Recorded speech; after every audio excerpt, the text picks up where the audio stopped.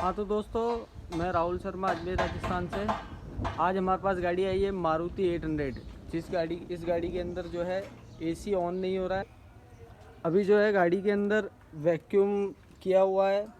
Vacuum इसका जो है 30 पे था, जो कि बढ़ के 20 पे आ गया है, यानी कि इसके अंदर माइनर लीकेज है। और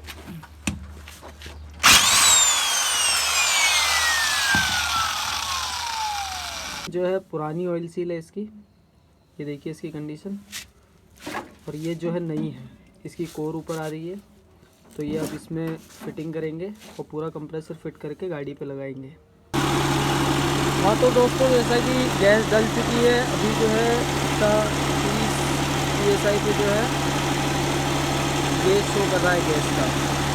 और मैं आपको दिखाना चाहूँगा इसका पाइप है वो पानी